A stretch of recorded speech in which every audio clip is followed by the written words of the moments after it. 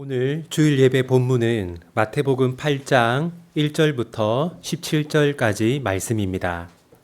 마태복음 8장 1절부터 17절까지 말씀 제가 읽어 드리겠습니다. 예수께서 산에서 내려오시니 수많은 무리가 따르니라. 한 나병 환자가 나와 절하며 이르되 주여 원하시면 저를 깨끗하게 하실 수 있나이다 하거늘 예수께서 손을 내밀어 그에게 대시며 이르시되 내가 원하노니 깨끗함을 받으라 하시니 즉시 그의 나병이 깨끗하여진지라. 예수께서 이르시되 삼가 아무에게도 이르지 말고 다만 가서 제사장에게 내 몸을 보이고 모세가 명한 예물을 드려 그들에게 입증하라 하시니라.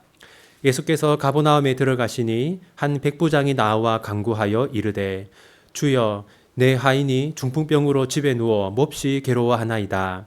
이르시되 내가 가서 고쳐 주리라.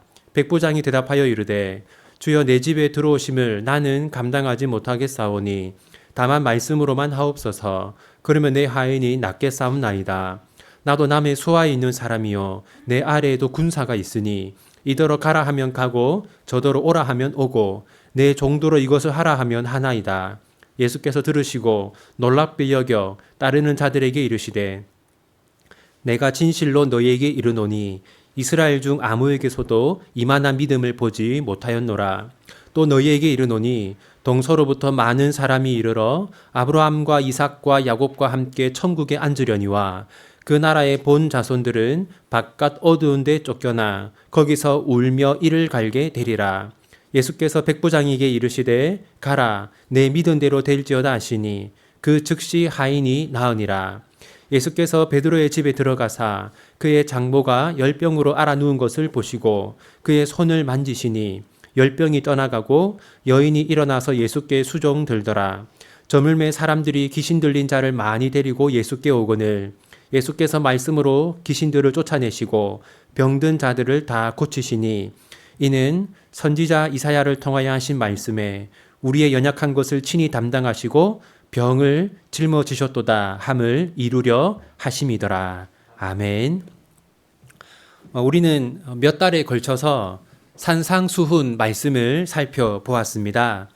산상수훈은 마태복음 5장부터 7장까지 기록되어 있습니다. 마태복음 5장부터 7장까지 기록되어 있는 이 산상수훈은 예수님의 권위 있는 말씀을 기록한 것입니다.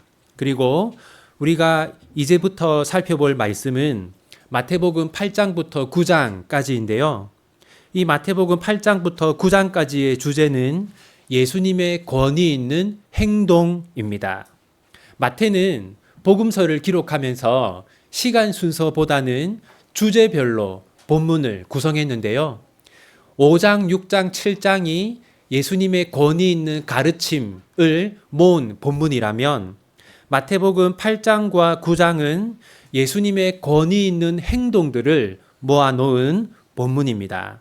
이 본문에는 예수님께서 행하신 10가지 기적이 기록되어 있습니다.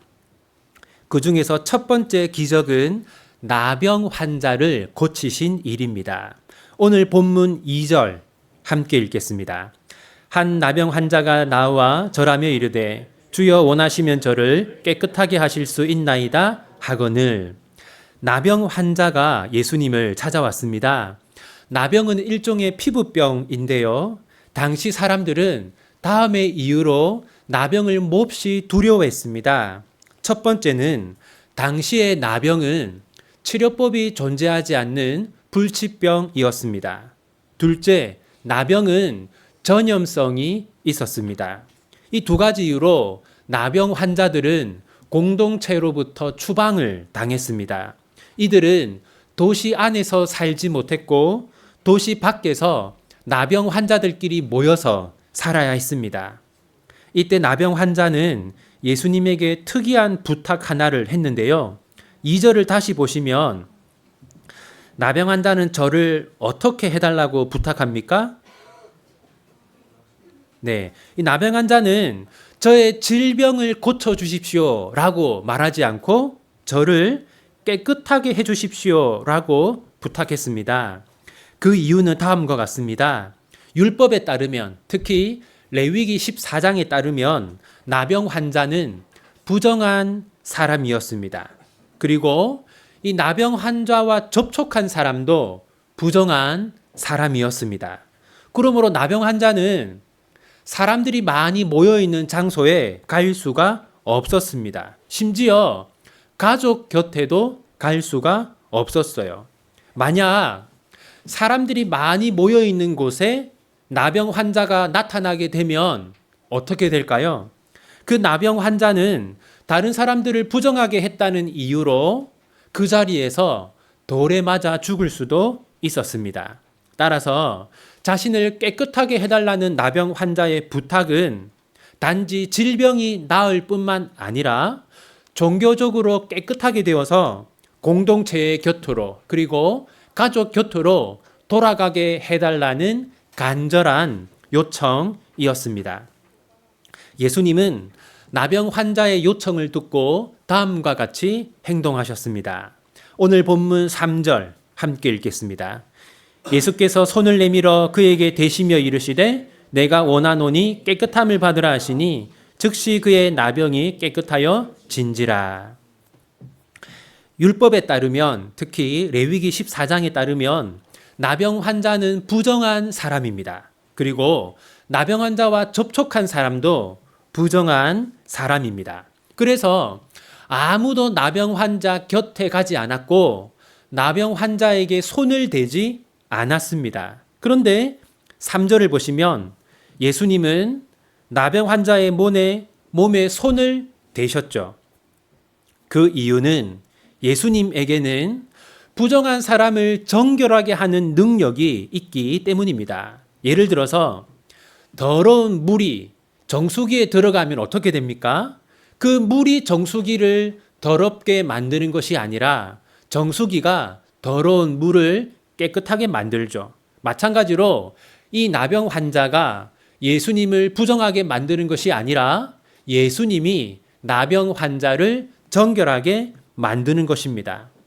예수님은 부정한 자를 정결하게 만드는 능력이 예수님에게 있다는 사실을 보여주기 위해서 의도적으로 나병 환자의 몸에 손을 대신 것이죠. 그리고 예수님은 나병 환자를 고치신 다음에 특이한 말씀 하나를 하셨습니다.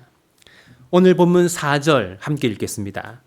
예수께서 이르시되 삼가 아무에게도 이르지 말고 다만 가서 제사장에게 내 몸을 보이고 모세가 명한 예물을 드려 그들에게 입증하라 하시니라. 예수님은 병이 나은 사실을 제사장 외에는 아무에게도 알리지 말라고 하셨습니다. 그 이유는 다음과 같습니다. 예수님이 불치병을 고쳤다는 소문이 퍼지게 되면 어떤 일이 일어나겠습니까? 이스라엘 전국에서 수많은 환자들이 병 고침을 위해서 예수님을 찾아올 것입니다. 그러면 예수님의 어떤 사역에 지장이 생기겠습니까? 말씀을 가르치는 예수님의 사역에 지장이 생기게 될 것입니다. 물론 예수님은 사람들의 질병을 고치는 일도 중요하게 생각하셨습니다. 하지만 그것이 예수님 사역의 본질은 아니었습니다. 예수님 사역의 본질은 말씀을 가르치는 일이었습니다. 왜냐하면 예수님은 육신의 의사가 아니라 영혼의 의사로 이 땅에 오셨기 때문입니다. 사람들을 질병으로부터 구하는 일도 중요하지만 더 중요한 일은 사람들을 죄로부터 구하는 일이기 때문입니다. 그리고 또 한 사람이 예수님을 찾아왔습니다. 오늘 본문 5절 함께 읽겠습니다. 예수께서 가버나움에 들어가시니 한 백부장이 나와 간구하여. 로마 군대의 백부장이 예수님을 찾아왔습니다. 백부장이라는 이름처럼 백부장은 100명의 부하를 거느린 장교입니다. 당시 유대인들은 로마의 지배를 받고 있었기 때문에 로마 군인들을 몹시 싫어했고 그들을 부정한 사람으로 여겨서 상대하지 않았습니다. 그렇다면 왜 백부장은 예수님을 찾아왔을까요? 오늘 본문 6절 함께 읽겠습니다. 이르되 주여 내 하인이 중풍병으로 집에 누워 몹시 괴로워하나이다. 유대인들이 로마 군인들을 부정하게 여기는데도 불구하고 백부장이 예수님을 찾아온 이유는 백부장의 하인이 중풍병으로 몹시 괴로워하고 있었기 때문입니다. 백부장은 예수님에 관한 소문을 들었고 예수님이라면 자신의 하인을 고쳐주리라고 믿었던 것이죠. 이에 예수님은 다음과 같이 말씀하셨습니다. 오늘 본문 7절 함께 읽겠습니다. 이르시되 내가 가서 고쳐주리라. 이 7절 말씀을 다시 보시면요. 예수님은 내가 직접 가서 고쳐주신다라고 말씀하십니다. 이것은 유대인들이 보기에 매우 특이한 행동입니다. 왜냐하면 당시 유대인들은 로마 군인들을 부정하게 여겨서 그들을 상대하지 않았고 절대로 그들의 집에 들어가지 않았기 때문입니다. 그런데 예수님은 친히 로마 군인의 집으로 가겠다고 하셨습니다. 그러자 백부장은 다음과 같이 반응했습니다. 오늘 본문 8절 함께 읽겠습니다. 백부장이 대답하여 이르되 주여 내 집에 들어오심을 나는 감당하지 못하겠사오니 다만 말씀으로만 하옵소서. 그러면 내 하인이 낫게 싸움나이다. 백부장은 예수님이 친히 찾아올 필요가 없고 다만 이 자리에서 말씀만 해달라고 부탁했습니다. 왜 백부장은 이렇게 부탁했을까요? 오늘 본문 9절 함께 읽겠습니다. 나도 남의 수하에 있는 사람이요 내 아래에도 군사가 있으니 이더러 가라 하면 가고 저더러 오라 하면 오고 내 정도로 이것을 하라 하면 하나이다. 백부장이 그렇게 반응했던 이유는 그가 군인이었기 때문입니다. 여러분, 아직 군대에 안 가본 친구들도 있지만 군인의 세계는 권위와 복종이 확실합니다. 상관의 명령에는 엄청난 권위가 있고 부하는 상관의 명령에 반드시 복종해야 합니다.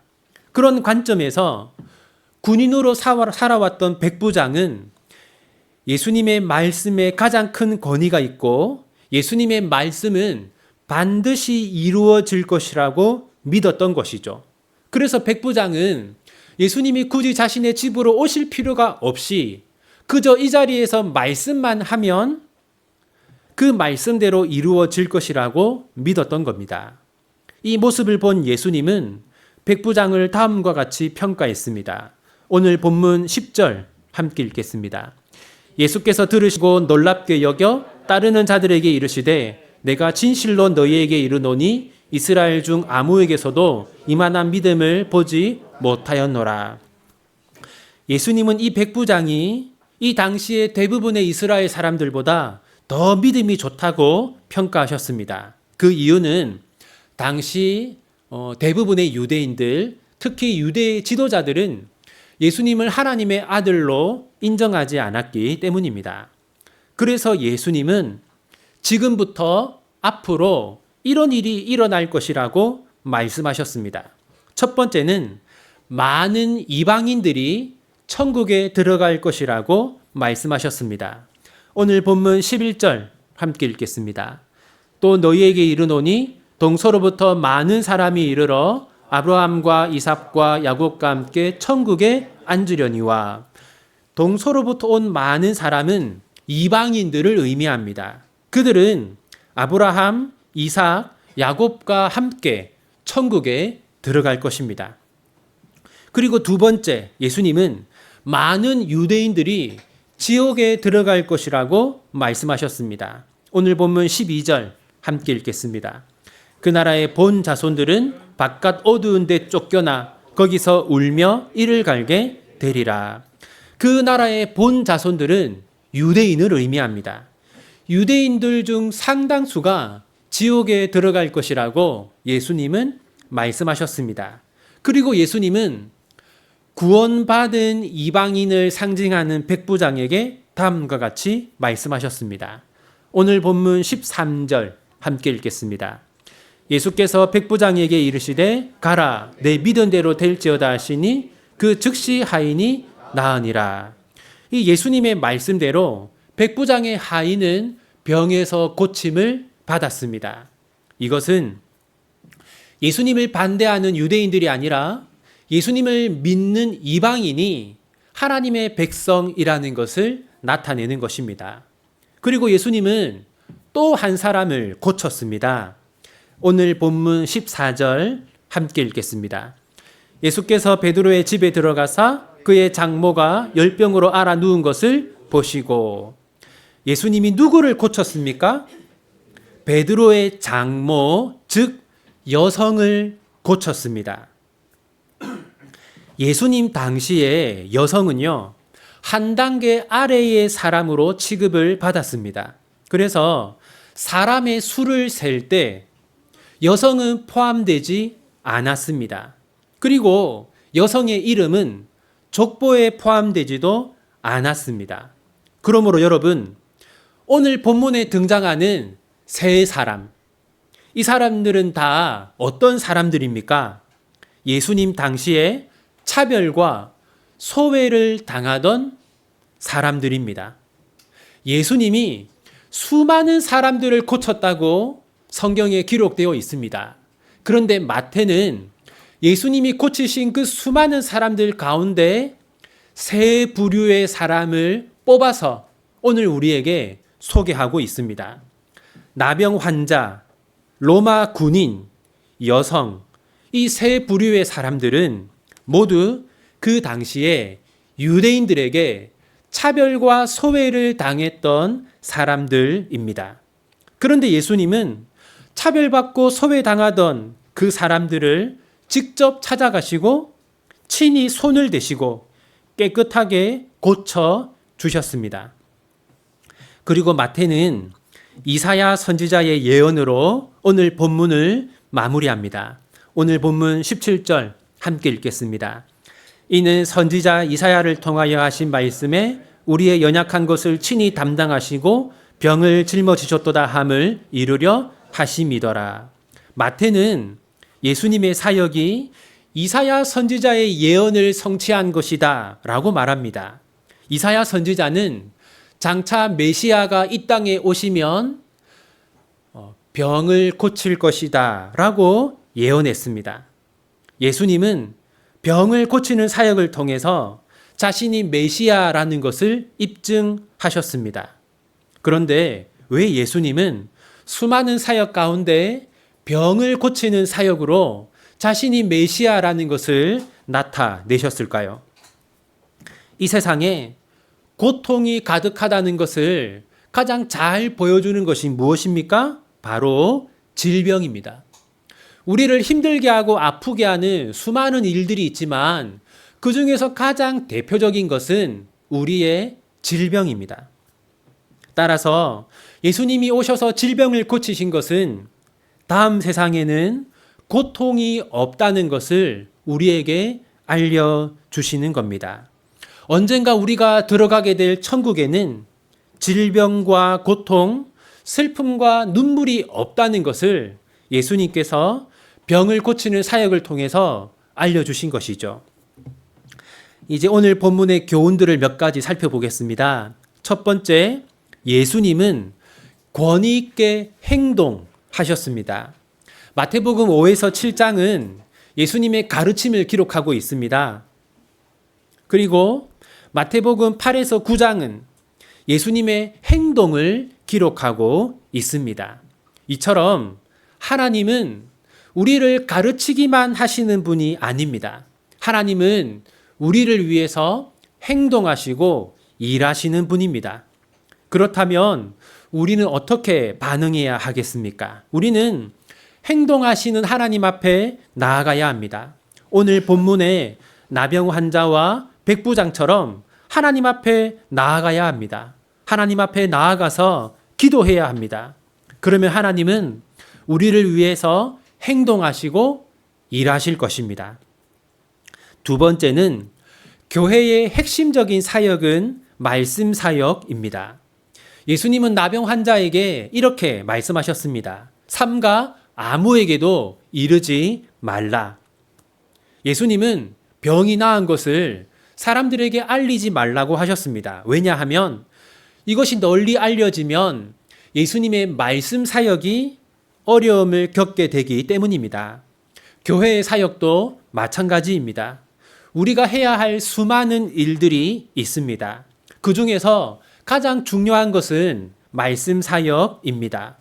말씀을 가르치고 배우는 일, 성경을 설교하고 듣는 일, 다음 세대에게 신앙을 전수하는 일, 이것이 교회 사역의 본질입니다.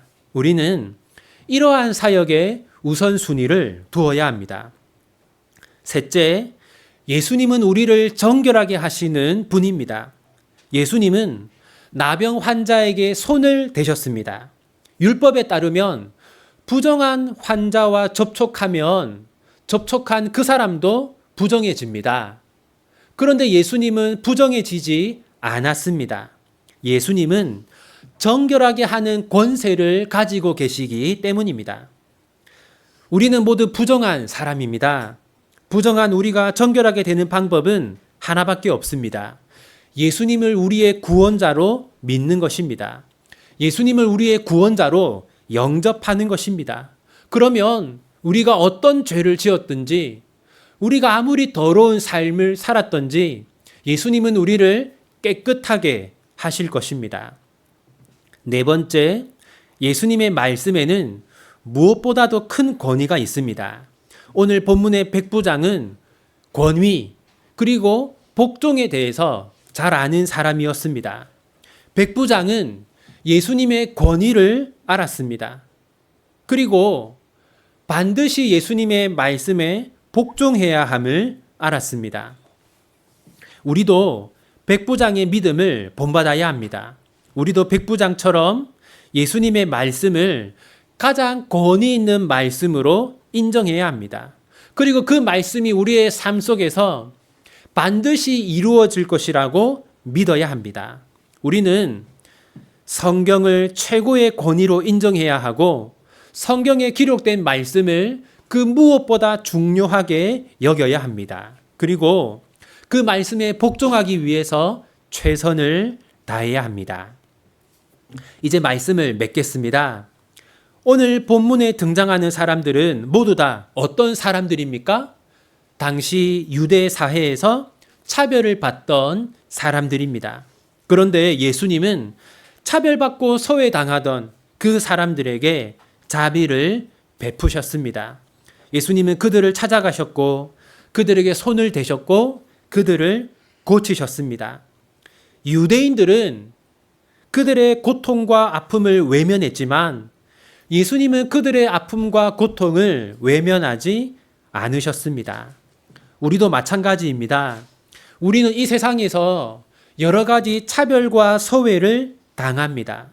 세상 사람들은 우리의 고통과 아픔을 외면합니다. 하지만 하나님은 우리를 차별하거나 소외하시지 않습니다. 하나님은 우리의 아픔과 고통을 외면하시지 않습니다. 그러므로 사랑하는 비전교회 성도 여러분, 여러분이 혼자라고 생각하지 마십시오. 여러분의 삶에 소망과 희망이 없다고 생각하지 마십시오. 여러분의 문제들을 여러분 혼자 힘으로 해결해야 한다고 생각하지 마십시오. 여러분은 하나님의 크신 사랑과 관심을 받는 존재입니다. 하나님은 여러분의 고통과 아픔을 아십니다. 그리고 하나님은 여러분을 돕기 위해, 여러분을 회복하기 위해 일하십니다.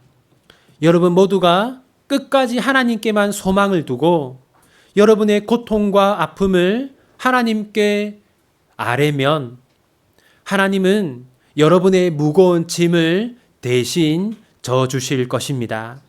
세상이 줄 수 없는 위로와 기쁨을 하나님께서 여러분에게 주실 것입니다. 그런 은혜가 여러분 모두에게 풍성하기를 바랍니다. 우리 함께 들은 말씀 붙들고 기도하겠습니다. 우리 함께 이렇게 기도하기 원합니다. 하나님, 하나님의 말씀을 중요하게 여기는 마음, 하나님의 말씀을 사랑하는 마음, 그리고 하나님의 말씀을 성실하게 묵상할 수 있는 힘을 주십시오.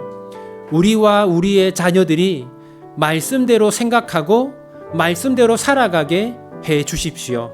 이렇게 함께 마음을 모아 하나님께 기도하기 원합니다. 기도합시다.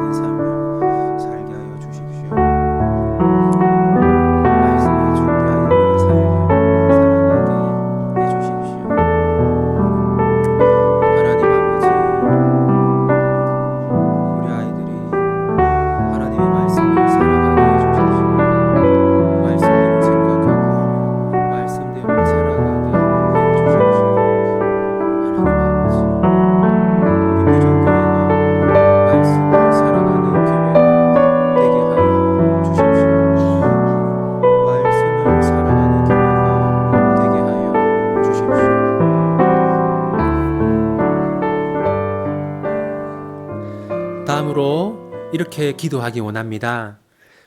하나님은 우리를 위해 행동하시고 우리를 위해 일하시는 분입니다. 하나님은 우리의 무관심한 분이 아니라 우리의 아픔과 고통을 아시고 우리를 고치기 원하시고 우리를 회복하시기 원하시는 분입니다. 하나님, 그러므로 우리가 하나님 앞에 기도로 나아가는 삶을 살게 하여 주십시오.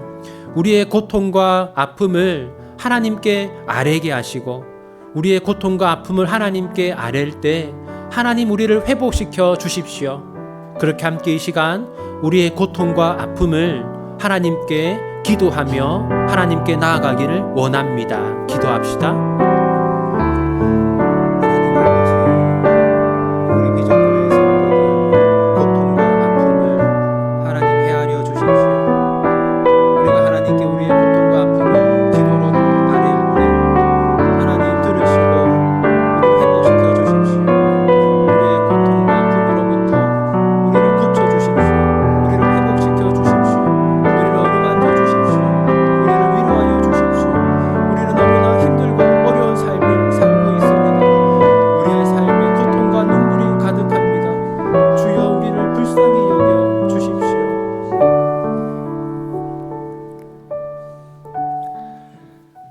하나님은 우리를 위해 행동하시고 일하시는 분입니다. 하나님은 우리를 소외시키거나 외면하시지 않습니다. 하나님은 우리를 사랑하시고 우리를 위해 일하시는 분인 줄을 비전교회 모든 성도들이 굳게 믿게 하여 주십시오. 그리하여서 힘들고 어려운 상황 속에서 혼자 고통받지 않게 하시고 하나님께 나아가게 하시고 하나님께 기도하게 하시고 응답과 회복과 치유가 우리 성도들의 삶에 가득하게 하여 주십시오. 예수님의 이름으로 기도합니다. 아멘.